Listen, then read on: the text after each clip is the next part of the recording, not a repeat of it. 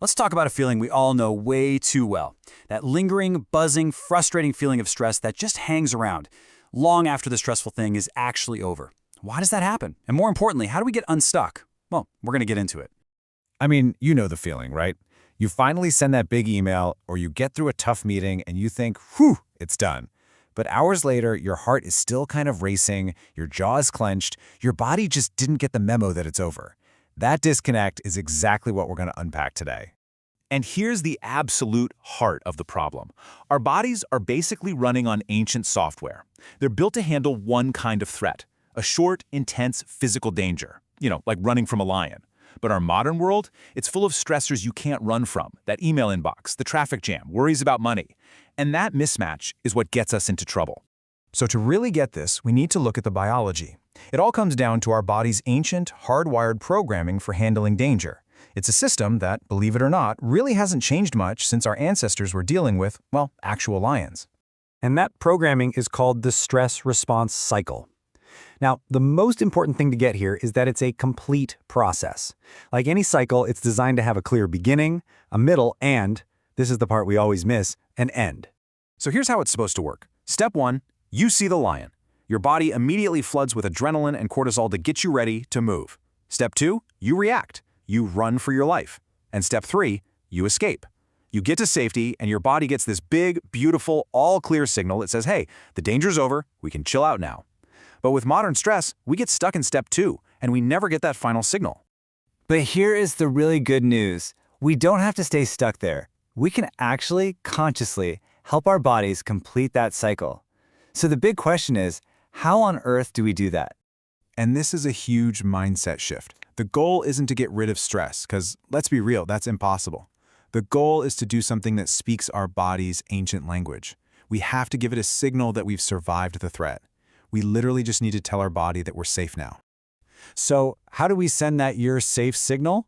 Well, research points to some really simple, powerful methods. Physical activity is the most direct one. It's basically you running from the lion. But other things like genuine affection and deep rest are also powerful ways to complete the cycle. Okay, let's zoom in on the hug for a second. 20 seconds. I know, it can feel like a really long time for a hug, right? But that's the magic number. It's what it takes to signal to your nervous system that you truly trust the other person and you're safe. A hug that long can actually change your body's chemistry, lowering your heart rate and your blood pressure. It's pretty amazing. Now, when we talk about physical activity, the mindset you bring to it is everything. If you're treating exercise like a punishment or just another thing to check off your to-do list, you're just adding more stress to your body. This quote just nails it. We have to shift our focus from changing how our body looks to noticing how our body feels. And with that new mindset, let's talk about one of the easiest, most accessible ways to complete that stress cycle, a simple, brisk walk. This slide just lays it out so clearly.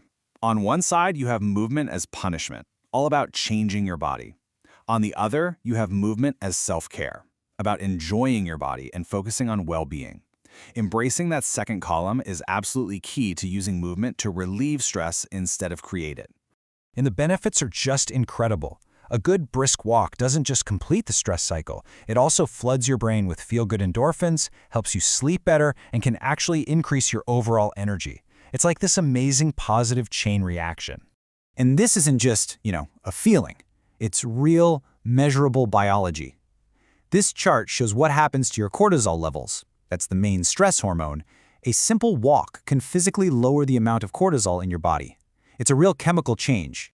So, how do you actually start? The trick is to make it as easy as possible.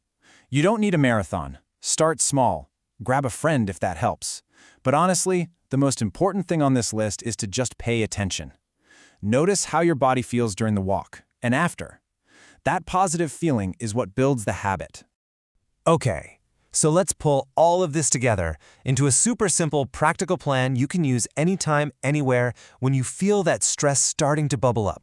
Let's call it the 10-minute somatic reset. Now, somatic might sound fancy, but it just means related to the body. So this is a quick, intentional, body-based practice to help you finish that stress cycle and get back to calm. And it is so simple. Step 1, just move. A brisk walk, a deep stretch, even just standing up and shaking out your arms and legs for a minute works. Step 2, keep going until you notice your breathing starting to settle down. That's your body's signal that it's shifting gears. And finally, step 3, lock in that new feeling of safety with 3 slow, deep, satisfying exhales. So the big takeaway is this: stress is definitely going to happen. It's a part of life. But being stuck in the feeling of stress, that doesn't have to be your normal. You have the power to give your body that all-clear signal. So the only question left is, how are you going to complete your cycle today?